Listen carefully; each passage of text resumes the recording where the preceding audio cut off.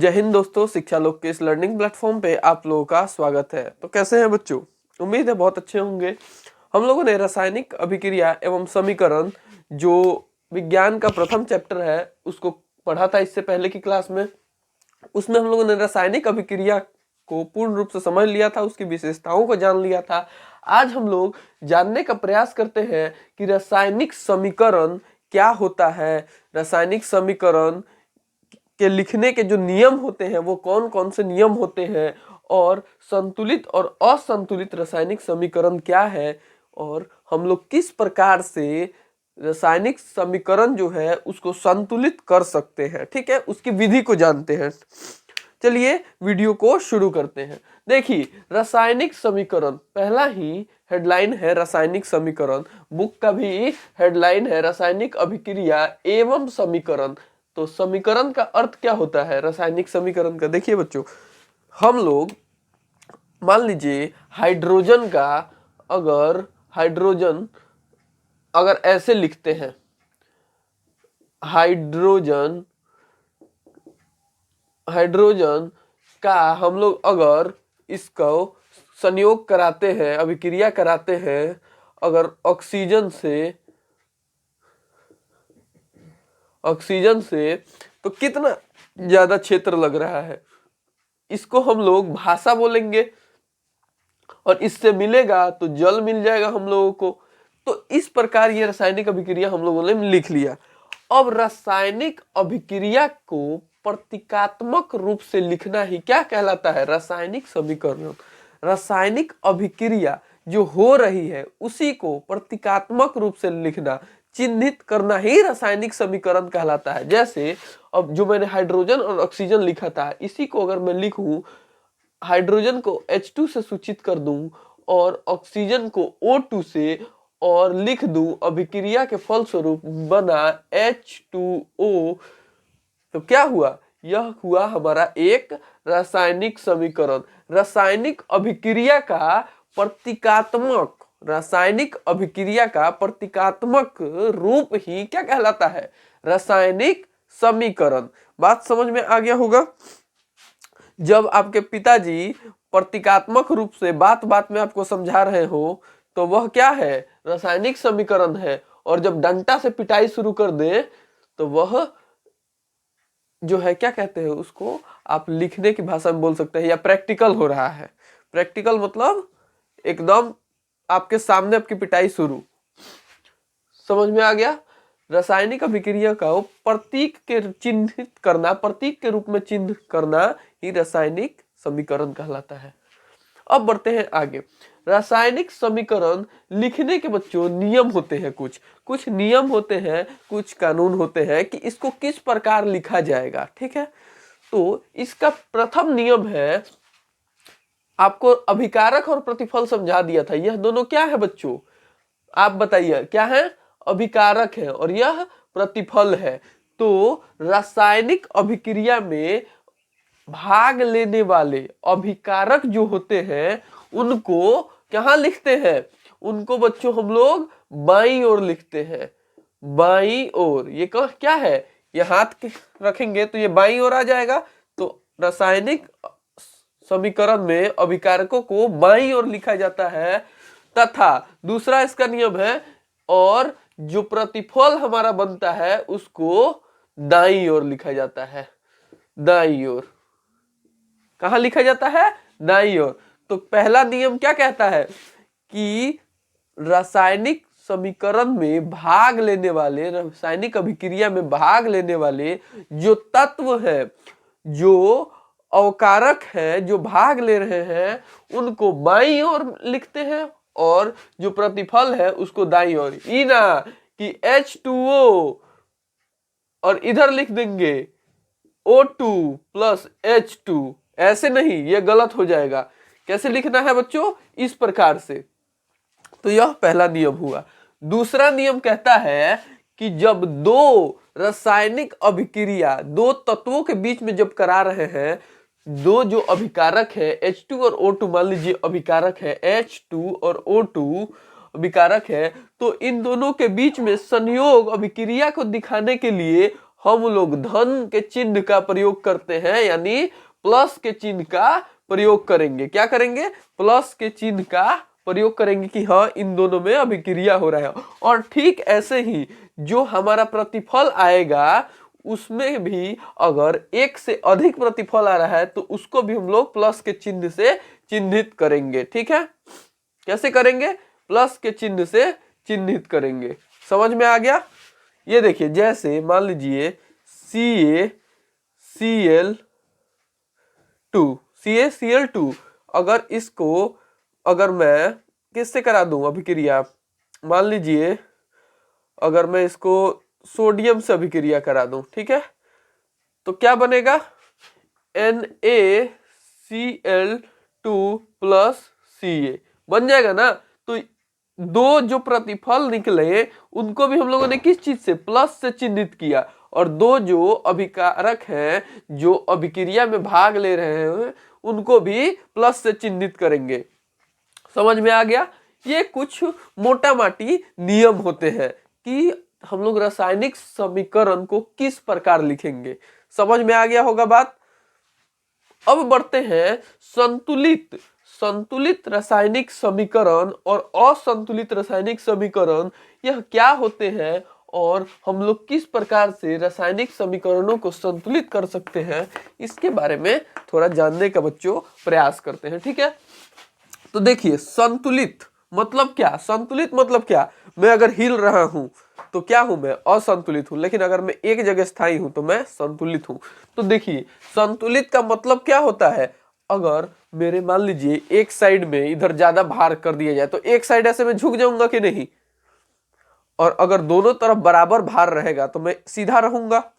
इसी प्रकार मान लीजिए कि मैं हाइड्रोजन का क्लोरीन से अगर मैं कराऊं, हाइड्रोजन का अगर क्लोरीन से मैं कराऊं अभिक्रिया, तो बनेगा क्या? HCl। HCl बन गया। क्या है ये? हाइड्रोक्लोरिक अम्ल। हाइड्रोक्लोरिक अम्ल यह बहुत ही डेंजर अम्ल है बच्चा। हमारे पाचन तंत्र में इसका बहुत ज्यादा उपयोग होता है। तो बना। अब देखिए संतुलित रासायनिक समीकरण किसे कहेंगे, इसको जान लीजिए। जब तत्वों के अंदर जब अभिक्रिया कर रहे जो तत्व हैं, अभिक्रिया में भाग लेने वाले जो तत्व हैं, उनके जो परमाणु होंगे, जो परमाणु किसे कहते हैं? अब देखिए यहाँ पे कई गो है? 2 गो परमाणु है, यहाँ पे भी 2 गो परमाणु है। इसी को परमाणु कहा जाता है।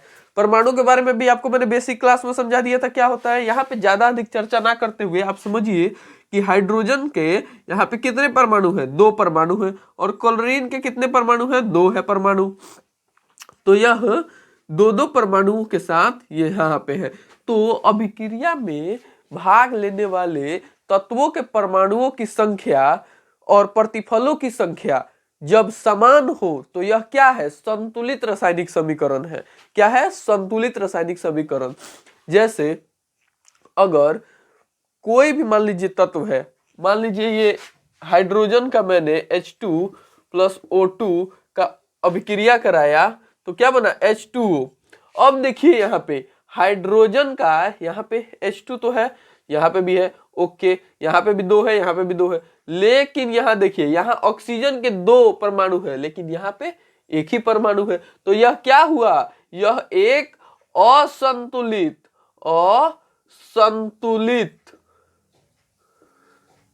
असंतुलित रासायनिक समीकरण बना। क्या बना? असंतुलित। अब मान लीजिए संतुलित ये बना तो इसको संतुलित करना पड़ेगा। इसी का उल्टा हो जाता है संतुलित। ठीक है, तो जिस भी रासायनिक अभिक्रिया में तत्व जो भाग ले रहे हैं और जो प्रतिफल बन रहा है, यानी अभिकारकों और प्रतिफलों कि परमाणु की संख्या यदि समान है तो वह संतुलित रासायनिक समीकरण है। और तत्व में जो भाग ले रहे हैं, जो अभिक्रिया में तत्व यानी अभिकारकों और प्रतिफलों कि अगर परमाणुओं की संख्या असमान है, एक जैसी नहीं है, तो यह क्या है? असंतुलित है। समझ में आ गया होगा संतुलित और असंतुलित।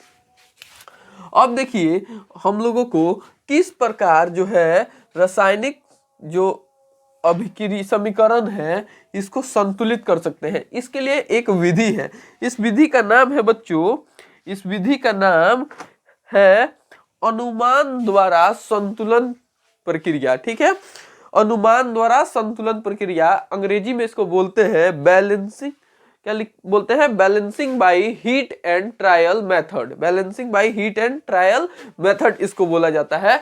अनुमान लगा लिया जाता है कि मान लीजिए इधर H2 दो संख्या है इधर, और क्लोरीन में भी यहाँ 2 है, तो इधर एक हाइड्रोजन है और एक ही क्लोरीन है, तो यह गलत होगा।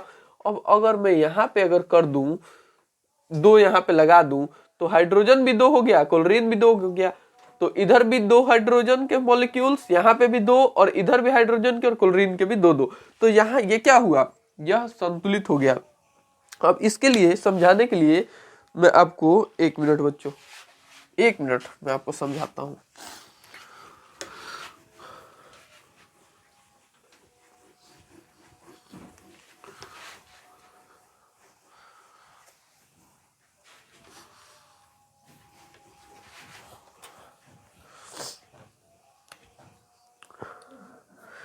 देखिए बच्चों, असंतुलित में क्या होता है, असंतुलित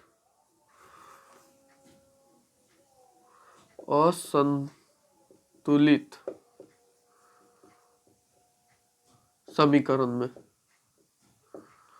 मान लीजिए मैंने हाइड्रोजन लिया H2 और इसको ऑक्सीजन से अभिक्रिया कराया, तो क्या बना, H2O। अब हम लोग देखेंगे बाईं ओर और दाईं ओर दोनों तरफ परमाणुओं की संख्या को देखेंगे। तो ठीक है, देख लेते हैं बच्चों। अब लिखते हैं बाईं ओर, यहां पे बाईं ओर, और यहीं पे लिख लेते हैं बच्चों दाईं ओर।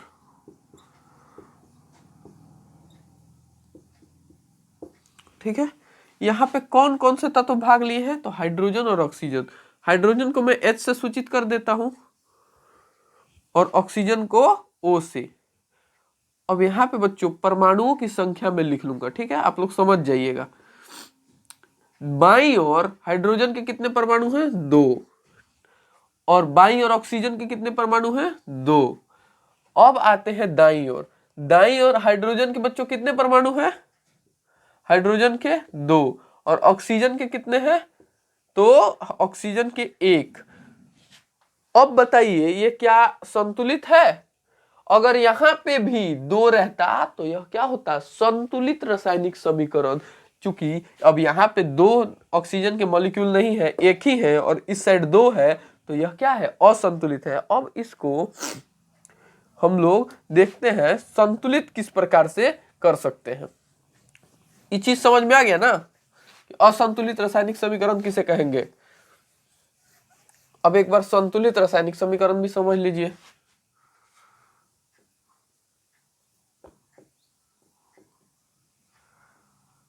संतुलित समीकरण, अब देखिए मैंने लिया, मान लीजिए हाइड्रोजन ही ले लिया H2 प्लस Cl2, अभिक्रिया करा दिया दोनों का, बन गया क्या, HCl, क्या बना, HCl, 2HCl बना। ठीक है, अब देखते हैं बाईं ओर और दाईं ओर, ये क्या है, बाईं ओर, ये दाईं ओर।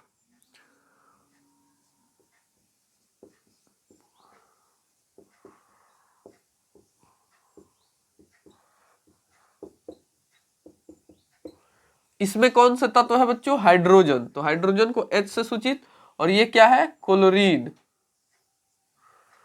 तो क्लोरीन को C और L से सूचित कर लिया गया। इधर का एगो हाइड्रोजन है, 2 गो, इधर का एगो क्लोरीन है, 2 गो। अब इधर देखते हैं हाइड्रोजन का एगो है, यहां पे अगर मैंने लगा दिया तो ये तो सब में लग गया, लग गया कि नहीं, इसमें भी लग गया। इसको अगर मैं मिटा दूं तो इधर भी लग रहा है कि नहीं लग रहा है, तो यहाँ पे लगाने का अर्थ होता है कि सब में समान है।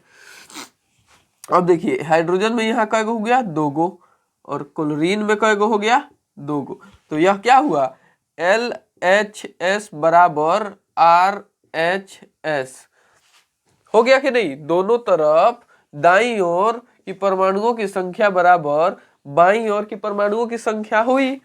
तो यह दोनों तरफ जब परमाणुओं की संख्या समान हो गई तो यह क्या हुआ, संतुलित रासायनिक समीकरण हुआ। समझ में आ गया। अब समझते हैं बच्चों, जो रासायनिक समीकरण है इसको किस प्रकार से हम लोग संतुलित कर सकते हैं। संतुलित करने की विधि हमको भी तो भाई आनी चाहिए कि किस प्रकार संतुलित करेंगे और संतुलित जो है, तो उसको जरा अब समझते हैं। देखिए, इसकी एक विधि है जिसका नाम है अनुमान। अनुमान द्वारा संतुलन विधि।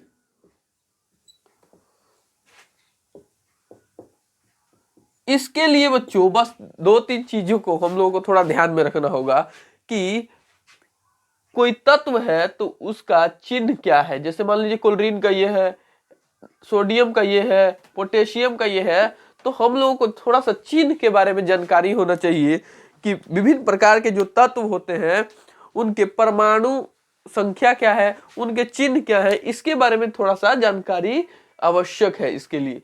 अब थोड़ा सा समझते हैं कि यह विधि में किस प्रकार से हम लोग कर सकते हैं। ठीक है, अब जरा सा इसको समझते हैं। ठीक है, आइए मान लिया हमने यहाँ पे एक अभिक्रिया ही करा के देखते हैं। ले लिए हम लोग Mg। Mg मतलब क्या, मिलीग्राम नहीं, मैग्नीशियम। ठीक है, मैग्नीशियम को जब हम लोगों ने क्या किया,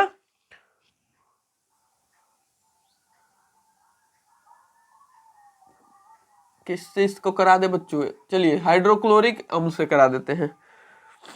ठीक है, हाइड्रोक्लोरिक अम्ल से इसकी अभिक्रिया कराते हैं।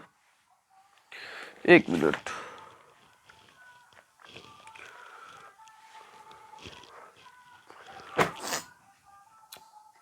अब इधर क्या बनेगा,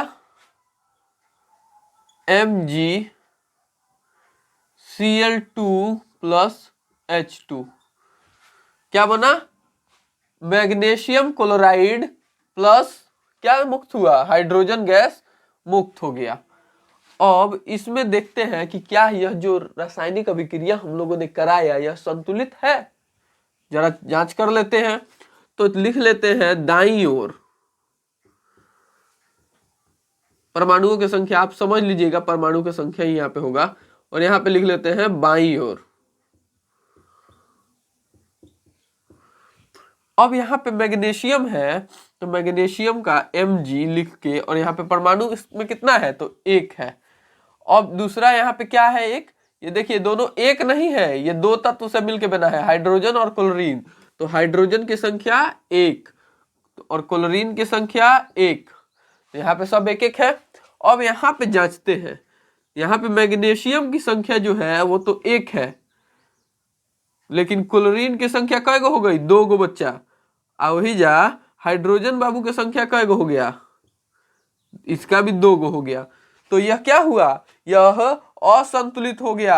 RHS does not equal to LHS, यानी क्या हुआ, जो हमारा दायां पक्ष है, दायां पक्ष में परमाणुओं की संख्या है वो बाएं पक्ष के परमाणुओं की संख्या से समान नहीं हुई, तो यह क्या हुआ, यह असंतुलित है। अब थोड़ा हम लोग जो balancing by heat and trial method है, जो अनुमान द्वारा संतुलन विधि है, इसके आधार पर संतुलित करने का इसको प्रयास करते हैं। आइए देखते हैं। अब देखिए, अब हम लोगों को करना क्या है, यहां पे अगर दो है क्लोरीन की संख्या और हाइड्रोजन की संख्या, और यहाँ पे एक एक है, तो यहाँ पे भी क्या हो करना पड़ेगा, दो दो करना पड़ेगा, दो दो करना पड़ेगा। अब दो दो करने के लिए क्या करना पड़ेगा, आपको तो पता है, अगर यहाँ पे अगर हम किसी के अगर लगा देते हैं तो यह पूरे में जाता है। इसी प्रकार अगर हम यहाँ पे 2 लिख दें, यहाँ पे अगर हम दो परमाणु लगा दें तो हाइड्रोजन में भी दो हो गया, क्लोरीन में भी दो हो गया, और इधर भी क्लोरीन में दो परमाणु, हाइड्रोजन में दो परमाणु। अब तो यह संतुलित हो गया। अब जो यह मैंने बताया यह संतुलित हुआ। अब इसके लिए हम थोड़ा गिन लेते हैं। चलिए एक बार गिन के देखते हैं कि संख्या समान हुई कि नहीं हुई। ठीक है, देखिए mg कितना है 1, इधर mg कितना है 1, ठीक है। अब यहाँ पे हाइड्रोजन की संख्या कितनी हो गई 2, इधर हाइड्रोजन की संख्या कितनी है 2, इधर क्लोरीन की संख्या कितनी है,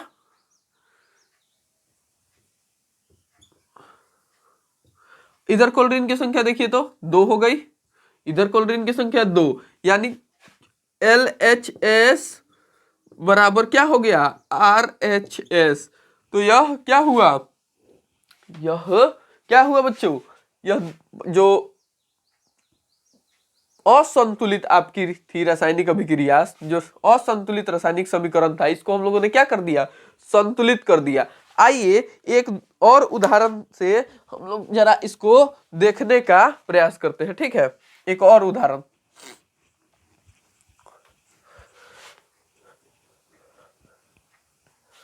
एक और उदाहरण। अब एक बार हम लोग Fe, ये किस चीज का है, आयरन का है बच्चों, लोहा का सूत्र है। Fe को हम लोग H2O से अभिक्रिया कराते हैं, Fe को जल से अभिक्रिया करा के देखते हैं क्या होता है। जल से जब बच्चों इसकी अभिक्रिया हम लोगों ने कराया जल से, तो देखिए क्या बना, Fe3 O4, Fe3 और O4, और इधर क्या बन रहा है, इधर H2 प्लस में H2। अब देखते हैं कि यह जो है संतुलित है कि नहीं है। इसकी जांच के लिए लिख लेते हैं पहले बाईं ओर और इधर दाईं ओर लिख लेते हैं। अब तत्वों की संख्या देखते हैं। जो Fe है लोहा, इसकी परमाणु की संख्या इधर कितनी है 1, हाइड्रोजन की परमाणु की संख्या कितनी है 2, ऑक्सीजन की 1। अब यहाँ पे देख लेते हैं, यहाँ पे अब हो गया, देखिए जो लोहा है इसकी परमाणु संख्या 3, हाइड्रोजन की परमाणु संख्या 2 और ऑक्सीजन की परमाणु संख्या 4। पूरा गुड़ गोबर हो गया, ये तो कहीं से भी संतुलित नहीं है। अब इसको संतुलित करना है तो कैसे होगा, इसमें और इसकी दाईं ओर और बाईं ओर दोनों की संख्याओं को, परमाणु की संख्याओं को समान करना पड़ेगा। क्या करना पड़ेगा, समान। अब थोड़ा सा एक बार दिमाग लगा के प्रयास करते हैं। देखिए अगर बच्चों मैं इधर अगर 3 लगा दूं तो यह एक जैसा हो गया ना। और अगर यहां में मैं 4 लगा दूं और यहां पे भी अगर मैं 4 लगा दूं तो बराबर होगा कि नहीं, एकदम बराबर हो जाएगा। अब देखिए कैसे बराबर होगा, यहाँ पे Fe की संख्या कितनी हो गई 3, इधर Fe की संख्या कितनी हुई 3, देखिए। और यहाँ पे देखिए हाइड्रोजन की संख्या 4 दूनी 8, हाइड्रोजन की संख्या है देखिए तो 8 हो गई। और यहाँ पे हाइड्रोजन की संख्या कितनी हुई 4 दूनी 8, बराबर हुई ना। यहाँ 2, अब बस एक ऑक्सीजन बचा है, इसको देख लेते हैं कि इसकी संख्या बराबर हो रही है कि नहीं। यहाँ पे देखिए, यहाँ पे मैंने बताया था जब आप किसी तत्व के बगल में लगाते हैं परमाणु तो क्या वह पूरे तत्व में लग जाता है, जितना भी यौगिक है उसके पूरे यौगिक में लगता है। तो यहाँ पे लगाए तो ऑक्सीजन में भी तो लगा ना। तो देखिए यहाँ पे कितना हुआ, इसकी संख्या 4, ऑक्सीजन की संख्या कितनी हो गई 4 हो गई, और यहाँ पे ऑक्सीजन की संख्या कितनी है 4। तो LHS बराबर RHS हुआ कि नहीं। तो परमाणुओं की संख्या यहाँ पे समान हो गई, यह आप लोगों ने समझ लिया। अब हम लोग समझने का प्रयास करते हैं कि जो रासायनिक समीकरण है इससे हम लोगों की क्या सूचनाएं प्राप्त होती है। आइए एक बार समझने का प्रयास करते हैं, ठीक है। आइए बच्चों समझने का प्रयास करते हैं रासायनिक समीकरण से हमें क्या सूचनाएं प्राप्त होती हैं, रासायनिक समीकरण के लिखने के क्या लाभ हैं, और विभिन्न प्रकार की रासायनिक अभिक्रियाओं के बारे में समझते हैं, ठीक है। पहले जान लेते हैं रासायनिक समीकरण से हमें कौन कौन सी सूचनाएं प्राप्त होती है। तो पहला क्या होता है सूचना प्राप्त। देखिए कोई भी रासायनिक समीकरण जब आप लिखते हैं तो उसे हमें प्रतिफल और अभिकारक जो होते हैं उसके जो संकेत हैं उसकी जानकारी मिलती है। उसके क्या क्या संकेत होते हैं, जैसे मान लीजिए C+O2 का अभिक्रिया कराया, CO2 बना, तो कार्बन, ऑक्सीजन और कार्बन डाइऑक्साइड, इन तीनों के संकेत हम लोगों को पता चल गए कि नहीं चल गए। तो पहला हम लोग को क्या होता है, संकेतों की जानकारी मिलती है, ठीक है। दूसरा बच्चों होता है अभिक्रिया में भाग लेने वाले पदार्थों की जानकारी हम लोगों को मिलती है। अब कौन कौन से पदार्थ भाग लिए, अगर आपको पता होगा कि सी किसका पदार्थ मतलब किसका संकेत है, तो यह भी पता चल जाएगा कि कौन कौन से पदार्थ लिए हैं। तो इसमें देखिए कार्बन लिया है, ऑक्सीजन लिया है, और मिलकर क्या बना है, कार्बन डाइऑक्साइड। तो यह पता चल गया पहले। अब तीसरा क्या होता है, इनकी परमाणुओं की संख्या जानकारी मिलती है। तो सी का क्या है, एक ही परमाणु है, और यहाँ पे देखिए ऑक्सीजन का 2 है, और फिर कार्बन डाइऑक्साइड में ऑक्सीजन का फिर 2 है। तो यह भी हम लोगों को पता चल जाता है। ठीक है, तो क्या सूचनाएं मिलती है, पता चल गया। अभिकारक और प्रतिफल के संकेत, उनके पदार्थों की जानकारी और उनकी परमाणु संख्या, 3 चीज हम लोगों को जानकारी मिलती है। दूसरा समझते हैं रासायनिक समीकरण को लिखने के क्या लाभ है। तो पहला लाभ होता है बच्चों, रासायनिक समीकरण को अगर संकेत के माध्यम से लिखिएगा तो फायदा यही होगा कि आपका जो कॉपी है कम भरेगा, कम खर्चा आएगा, पापा जी का जेब पे कम लोड होगा, कॉपी किनने का कम काम पड़ेगा आपको।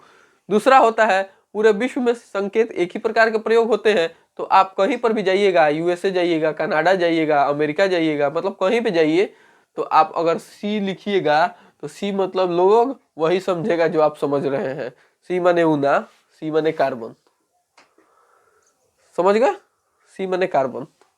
तो कहीं पर भी आप लिखिए सी, समझेगा लोग कार्बन। बात समझ में आ गया, क्योंकि पूरे विश्व में क्या होता है, एक ही प्रकार के संकेतों का प्रयोग होता है, तो आप भी उसी प्रकार में लिखिएगा, तो इससे फायदा यही होगा, दूसरा कोनो फायदा नहीं है। अब जान लेते हैं बच्चों विभिन्न प्रकार की रासायनिक अभिक्रिया। अब विभिन्न प्रकार की रासायनिक अभिक्रिया का माने का, बहुत प्रकार के रासायनिक अभिक्रिया होला, बात समझ लो, ठीक बा। जौन में संयोजक हो जाई, उदासीकरण वाला अभिक्रिया हो जाई, प्रकाश संश्लेषण, वियोजन, अपघटन, अपचयन, उपचयन, रेडॉक्स, बहुत अभिक्रिया है। तो पहला समझते हैं हम लोग बच्चों कि संयोजक या संश्लेषण क्या होता है। देखिए ये ऐसी प्रकार की रासायनिक अभिक्रिया है, इसमें कोई तत्व या यौगिक भाग लेता है। क्या लेता है, तत्व या यौगिक। तत्व किसे कहते हैं, जिसमें एक ही प्रकार के परमाणु हो। तो इका है तत्व है, ई क्या है तत्व है, इका है तत्व है, ये सब तत्व है। अब यौगिक क्या होगा, यौगिक है, यौगिक है, यौगिक है, NaCl यौगिक है, NaOH यह यौगिक है। तो यह सब क्या हुआ, यह यौगिक हुआ, और यह क्या है, तत्व है। बात समझ में आ गया आपको, तत्व यौगिक में डिफरेंस। तो यह एक ऐसी रासायनिक अभिक्रिया है जिसमें तत्व या यौगिक एक दूसरे, मतलब देखिए वैसी रासायनिक अभिक्रिया है जिसमें दो तत्व या दो यौगिक आपस में अभिक्रिया करके क्या करते हैं, एक नए पदार्थ का निर्माण करते हैं। समझ में आ गया होगा, नहीं आया होगा तो क्या किया जा सकता है, भेड़ा तो है आप लोग भेड़ा आदमी को क्या समझाए, समझाते समझाते थक गए। अब बात समझिए, एक उदाहरण आपको देते हैं, ठीक है। पहले क्या देते हैं, तत्व वाला उदाहरण। देखिए C+O2 क्या बन गया, CO2। यह भी तत्व, यह भी तत्व, मिलके बना दिया यौगिक। समझ में आ गया होगा। लाल पियर नहीं समझाऊंगा अभी समझिए। अब देखिए यौगिक वाला समझ लीजिए। आइए अब थोड़ा सा समझते हैं कि मतलब जो दो तत्व हैं इनके बीच किस प्रकार से अभिक्रिया होती है। देखिए ये C, ये क्या है, तत्व है, ये कार्बन तत्व है, प्लस O2 ये तत्व हुआ, दोनों में अभिक्रिया हुआ और क्या बना, CO2। आपको ये समझ में आ गया होगा। अब समझते हैं थोड़ा यौगिकों में अभिक्रिया। यौगिकों में समझने के लिए पहले ले लेते हैं कली चूना, CaO। यह क्या है, कली चूना प्लस H2O, ये दोनों मिलकर क्या बनता है, CaOH का होल ट्वाई। ये क्या बना, CaOH का होल ट्वाई। और यह क्या है, यह भूरा चूना है, भूरा चूना। यह कली चूना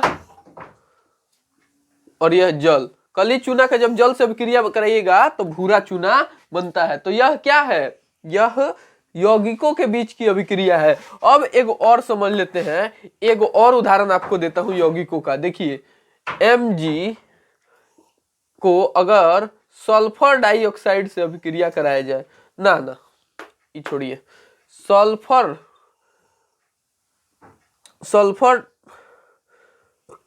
ऑक्साइड को आपको अगर मैं करा दूं जल से अभिक्रिया H2O से, तो क्या बनेगा H2SO4 बनेगा। H2SO4 बन गया। देखिए तो यह क्या है, यह यौगिकों के बीच अभिक्रिया है। तो दो यौगिकों के बीच की अभिक्रिया या दो तत्वों के बीच की अभिक्रिया करने से जब एक अलग प्रतिफल आता है, एक अलग नए पदार्थ बनते हैं, तो यह क्या कहलाती है, संयोजक या संश्लेषण अभिक्रिया। उम्मीद है समझ में आ गया होगा। अब हम लोग आगे की क्लास में पढ़ेंगे उदासीकरण अभिक्रिया, उपचयन, अपचयन, रेडॉक्स अभिक्रिया और प्रकाश संश्लेषण अभिक्रिया, सभी को समाप्त करेंगे। मिलेंगे अगली क्लास में। अच्छा लगा हो तो लाइक एंड सब्सक्राइब करना ना भूलें। तब तक के लिए जय हिंद, वंदे मातरम।